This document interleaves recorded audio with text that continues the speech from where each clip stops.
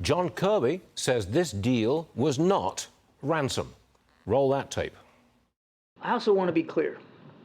This is not a payment of any kind. It's not ransom. These aren't U.S. taxpayer dollars.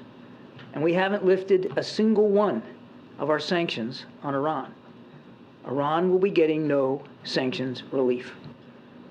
We will continue to counter the Iran regime. When we're trying to bring Americans home, we often aren't dealing on a level playing field. That announcement, by the way, was made on 9/11.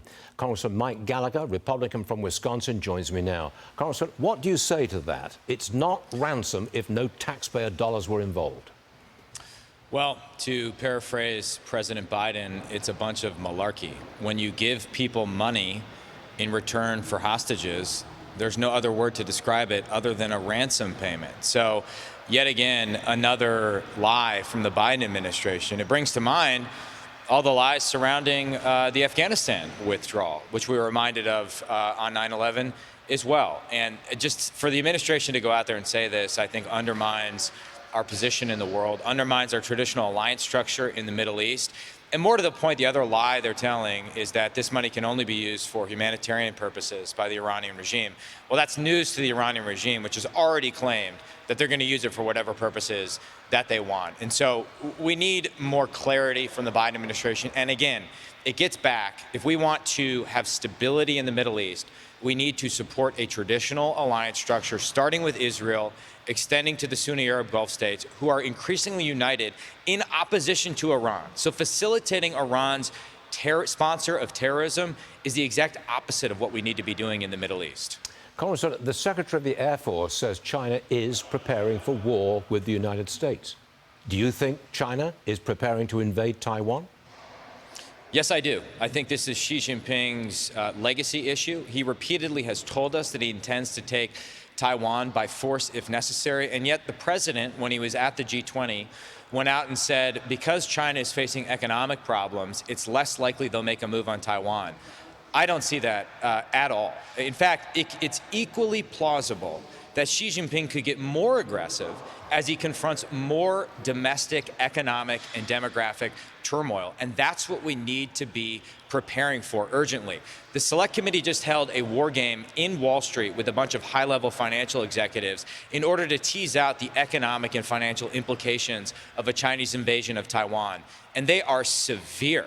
We need to be moving heaven and earth to put hard power in Xi Jinping's path before it's too late.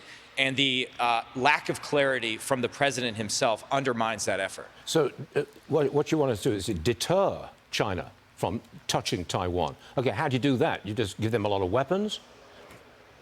It starts with American hard power. That's the most important component of our deterrent strategy, particularly Harpoon missiles, which the Taiwanese have purchased, but aren't slated to arrive until 2027 or 2029.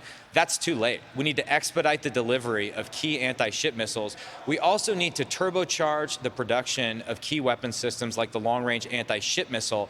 We need to be filling stockpiles and pre-positioning them in the Indo-Pacific before it's too late. There are economic and financial components of our strategy. We should stop, for example, allowing American investors to fund Chinese military companies that are building aircraft carriers, artillery shells, and other things designed to kill Americans in a future conflict. But in my opinion, it all starts with hard power. That's the only language that dictatorial totalitarian regimes like that in China understand. Are we prepared to spend more money on the military, raise the military budget?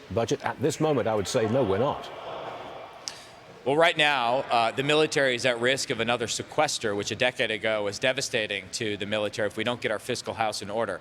I would say for the asymmetric weapons we need in the Pacific, even for my colleagues who are more skeptical of more military spending, relative to the big systems like big ships or big aircraft, these are relatively inexpensive. If we stockpile the missiles and long-range fires that can sink Chinese ships, we're talking about, as long as we have predictability, an investment of $10 billion a year over the course of the 5-year defense plan, and we can have a massive, massive impact. That in and of itself is not enough, but it can massively enhance near-term deterrence if we spend that money smartly. Congressman Mike Gallagher, thank you very much for being with us this morning, sir. I know we'll see you again soon.